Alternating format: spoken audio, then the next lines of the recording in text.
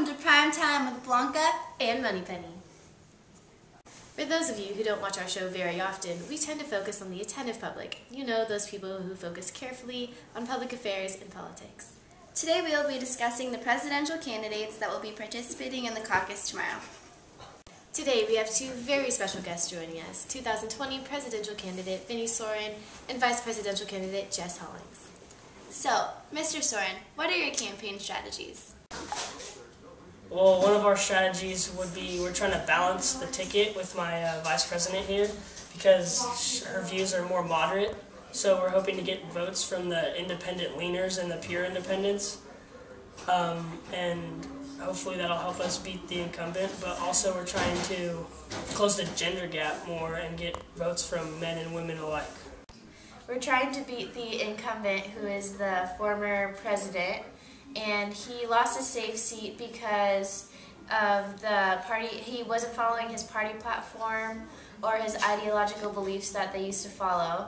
So what we are trying to do is we're trying to win over the Solid South, who usually votes Democratic, but we're hoping that they vote Republican.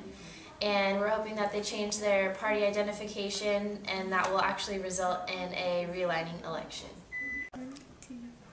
Now for a quick commercial break. Hi, my name is Wayne Williams, and this is a public service announcement.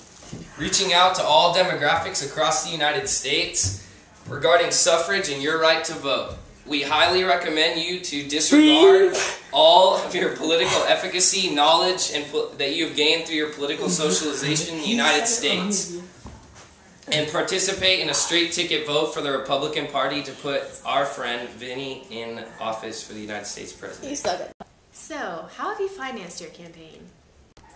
Well, we've been trying to appeal to the attentive public, to the people that have more of the political culture that's alike with ours in the Republican Party, and hopefully they would give us hard money, which is directly donated to us, which our friends are also doing, and then we're hoping to get some soft money from political action committees, like donate to our party, and then if we win the primaries, then we'll get that money too.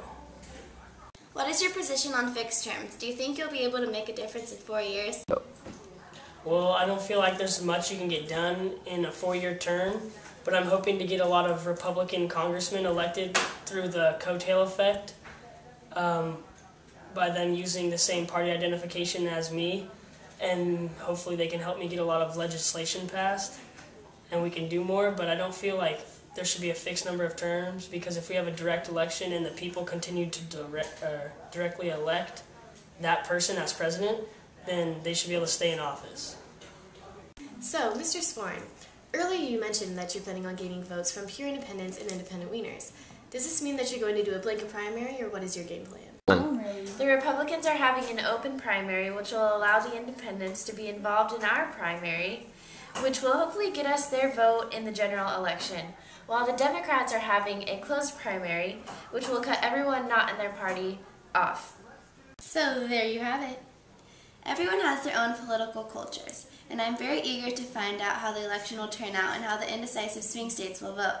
Blanca and I personally think that Mr. Soren will get more than the plurality, so it should make for an interesting election. Alright, you've been watching Primetime with Blanca and Moneypenny. Stay classy still, Canyon!